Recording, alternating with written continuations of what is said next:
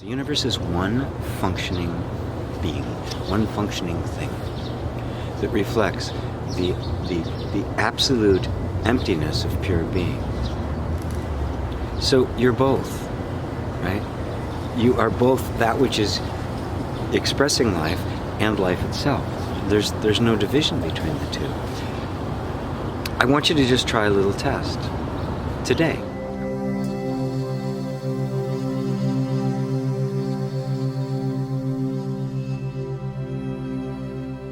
Hello everyone, and welcome to Satsang. Well, it's not the normal kind of Satsang because I'm not there live. I had to travel today, and by the time you see this, I'm probably going to be at least to the airport, maybe on the airplane. But I wanted to, we've had such a great continuity with the Satsangs.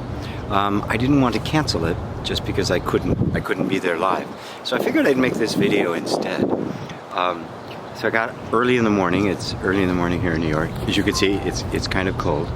And I wanted to talk to you about something that has been on my mind a lot lately that I think is really important. And that is how our beliefs really do create our experience, our sense of reality. Now, I'm not going to get all metaphysical on you. I'm going to get very spiritual on you because, you see, consciousness is the creator. Everything is generated by consciousness. Everything is made of consciousness. The world you create is a world of perception. Nobody actually sees what's out here. Nobody. Nobody can. It's impossible. We only see our perception of it, and our perception is formed completely and entirely by our beliefs about something. If you believe something to be true, it's true. It really is that simple. That's really hard for us to grasp. It's hard for us to believe that. We think that somehow our circumstances happened to us. We were the dice were rolled, the rice were doled, and you kind of got the life you got, and you're kind of stuck with it. It's not really true. Yeah, you grew up in certain conditions. You acquired certain beliefs, certain habits, certain attitudes, certain perceptions. Because of the nature of perception and the nature of consciousness, those perceptions manifested in your life formed your experience to such a degree that you believe that that's actually the reality and that it exists independently of you. See, we've forgotten the fact that it is a belief that settles into consciousness that produces what consciousness sees. Now you ask, well, why would pure consciousness do that? Well, that's the point. Pure consciousness is pure consciousness. It has no preferences. It has no prejudices. It has no associations. It simply is. And so whatever belief, thought form takes root in it becomes the reality, becomes the experienced reality. Of course, it's not reality. The reality is it's just consciousness doing what consciousness does. We're going to have to move over here a bit so I can get out of the sunlight. Otherwise, the thing will get all washed out. The sun's coming up very quickly, and I'm enjoying my latte in the cold with multiple layers. So, if any of you are thinking about what you could possibly buy me for Christmas, well, or any of the holidays, Kwanzaa, whatever, or all of them actually, some kind of a gift certificate for almond milk lattes, that would do it. Okay, so back to what we were talking about. Whatever takes root in consciousness becomes manifested as consciousness, as experience. I mean, all you're ever experiencing is consciousness. Consciousness is all there is, right? But what consciousness is conscious of is varying constantly. So you have the constant of consciousness, self-awareness, pure awareness. And then you have the manifest universe, which is everything that we experience, which is all formed not by some kind of absolute principle or first principle or God or something. It's formed by whatever thoughts and ideas take shape within the consciousness. It's kind of this totally creative machine.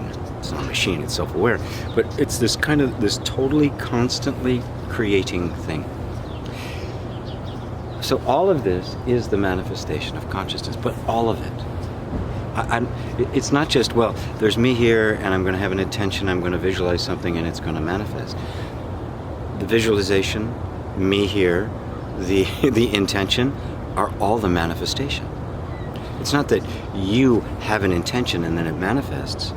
The intention appears just like every other bit of manifestation. It's what consciousness is doing constantly. Just try this out for yourself. Take any feeling you've ever had, whatever you're feeling right now. You weren't always feeling it, right? It started somewhere. Just trace it back to before it started. That can be a feeling, it can be a thought, it can be a sensation, it can be any experience whatsoever. Trace it back to before it was there, and notice that when it appeared, did you create it? Can you find in front of that an intention to create it? Can you find some kind of evidence that there was a choice on your part to go, I think I'm going to create this desire for a new car or a new house or something, right? But those things just appeared. Every word just appeared. Look, I have no idea what I'm going to say. When I turned on the camera, all I knew is that there was an intention to do a satsang today. Now, I didn't invent that intention. Matter of fact, I was going to cancel it. I originally sent out the email yesterday that said it was canceled, and then something said, "No, we're gonna do one recorded, and put out there instead." I said, "Okay," and I didn't know when. I didn't have time yesterday. I woke up early this morning. I did a few things, and I said, "Let's go to the park." I said, "It's cold." "Nah, let's go to the park. It'll be fine." And guess what? It is. I'm enjoying my latte. I'm enjoying my 3 layers of clothes. I'm enjoying Socrates over there, and we got Plato, and we've got who's that guy? Sophocles over there, and we got Athena. I'm actually enjoying this moment that I'm sharing with you. None of it was planned by me. None of it was my intention. That is, I personally didn't come up with the intention to do this. The intention came to me. So every word I'm saying is happening spontaneously. You and I are both in satsang right now, because we're both hearing it at exactly the same time. It happens to be coming out of these lips, but I'm no more the author of it than you are, or this camera is that I'm standing in front of, or this almond milk latte. I mean, none of it. It's all coming from where? It's totally mysterious. The something, the great something that comes from the great nothing. But living in this mystery is the key to your life, my friends. Living in that place. Noticing that you don't create anything. That is, you personally don't create anything. Creation happens. And it's happening constantly. And it's happening because of the very nature of consciousness itself. Now, how do we play with this? How do we do things like manifest stuff that we want? We all want a better life. We want better things. We want better relationships. We want a better world to live in. We want equality. We want fairness. We want to see the end of prejudice. We want to see the end of oppression and brutality and stupidity. We want to realize what we know humanity can actually be. How do we do that? Well, our belief is that there's some of us that are awake and some that are asleep, and the awake ones are trying to get the sleeping ones to wake up so they'll stop doing all these stupid things. That's your perception, and so that's what you experience as the world. But just look for a second. Your intention to help the world, your intention to improve your life, whether that intention is for, I want to save the planet, or it's, I want a new pair of shoes, right? They're both coming from the same place. We would judge one and say, well, that's altruistic and noble, and that one's selfish, and you shouldn't do that. But if you actually look and see where they're coming from, they come from exactly the same place. Is there such a thing, therefore, as a selfish intention, a selfish desire, an unselfish desire? If we begin to see that our desires and our intentions are all arising from this pure consciousness, suddenly we can take our hands off of them. We can let go of the responsibility for them. We can let go of all the judgments of them. We can stop thinking, well, this is a good desire, this is a bad desire. And instead, we can just start to be with them. Actually love them, adore them, see them as the possibility of what is to come. See that intention as being the blossoming of life itself.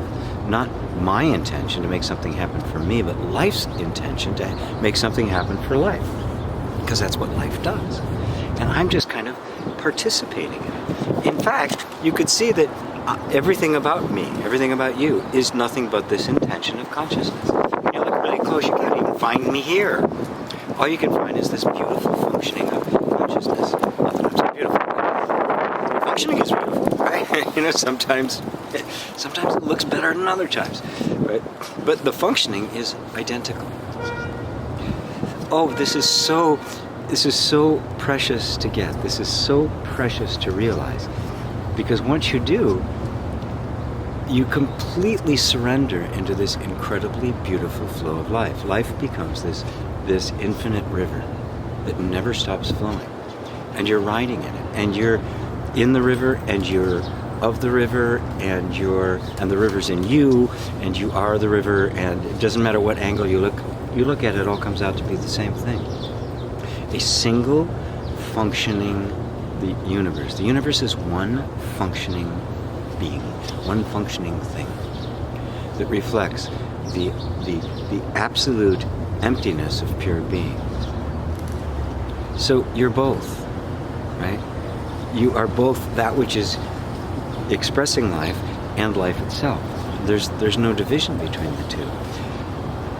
I want you to just try a little test today. I want you to bring to mind something that you want, right? And maybe it's something that you want that you've never been able to get, that you've never been able to have, right? And you've got a million reasons why you can't have it. Oh, I can't have it because of my conditions, the political climate, I lost my job, or blah, blah, blah, blah. There's a long list of things, all of which are the reasons why this desire cannot be fulfilled. But if it's really true what I'm saying, that the only reason it's not fulfilled is because you believe there's reasons why it isn't fulfilled, and your belief is simply fulfilling itself as the not having of it, you go, whoa, so all I have to do is embrace the desire. I don't have to figure out how it happens. I don't have to figure out anything about it. I just embrace the desire. And then be willing to be with my own resistance when I find the resistance to it. Because behind the resistance is one of these beliefs, some kind of condition we've attached to it, some kind of moral judgment. Call that, well, that's a good thing, that's a selfish thing. And be willing to see those for what they are, simply patterns of thought, habitual thought, that aren't genuinely true. They're not objectively true. They're just things we've believed in and therefore manifested as our lives. And then we can begin to truly embrace the wonder of what it means to be human, of what it means to have a desire arise. And begin to see that every desire has within it the energy of fulfillment. The desire knows what the desire is for. So the thing that it's desiring is actually there even before the desire arises. I could go off on that for quite a while, but I don't have that much time today.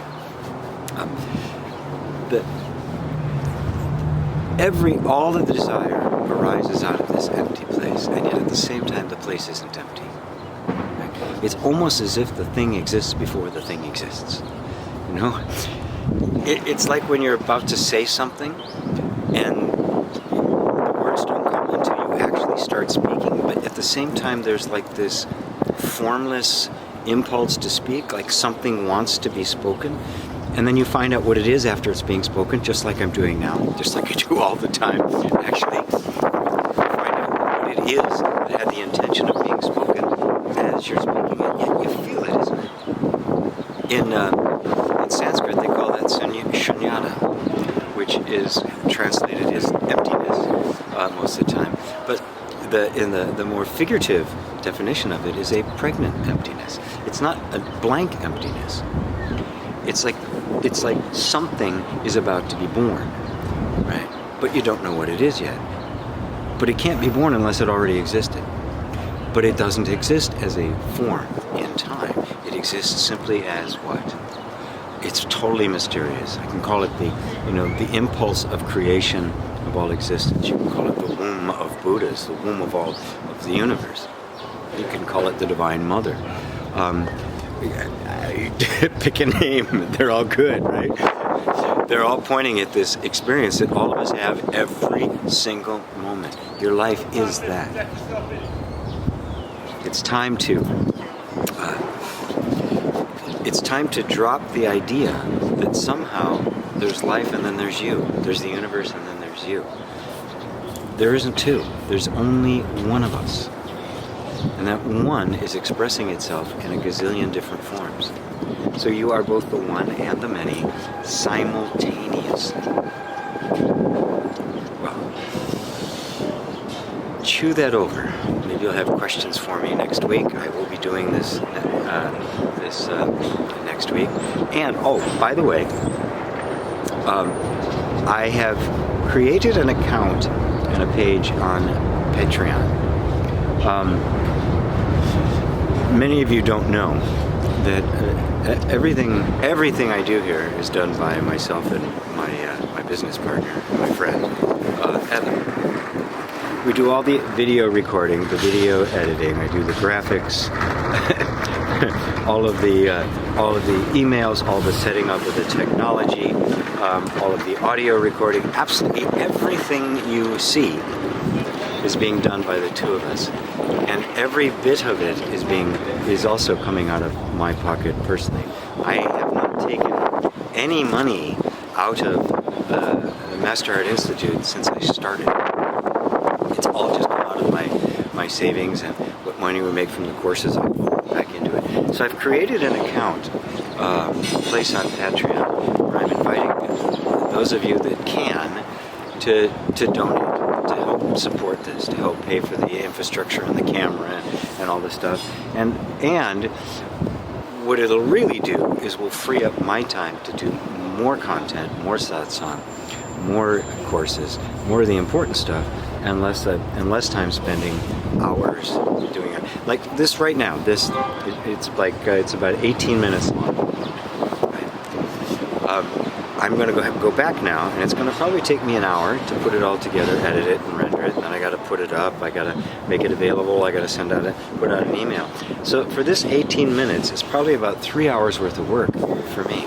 Now, what would be great if I could do like 10 of these 18-minute things, and then somebody else actually puts it all together and puts it up there, and I can focus my attention on what is most important. That's what I want to do. So I created this account so that you can donate. I mean, as little as you want, $1 is great, or as much as you want. If you want to donate $1 million, I'll take it, and I will use it. And every penny of it will go into just making better, making more content, making more things happen. The wind is blasting. Just making more of this. I'm not in this to get wealthy. I'm in this to liberate all beings from suffering. It's the vow I've taken, that I believe in it. I think it's the only way to go. I wouldn't have it any other way. So I'm inviting you all. Just go to patreon.com. I'll put a little thing there. patreon.com/GP Walsh, and you'll find that, and you can just donate at any level that you like, and it really would help me to keep all of this going, because right now it's not only it's a lot financially, it's just an enormous amount of my time that I much rather put towards teaching and healing. So thank you all for joining me today in Satsang. I will be back live next week. I'm pretty sure there's a lot of things with my family that I have to do. So, but I'm pretty sure I'll be back live next week, live from Seattle. And I really hope you'll join me then. I hope you'll share. I hope you'll like. I hope you'll donate. I hope you'll help me take care of us. Thank you all. I love you. Namaste.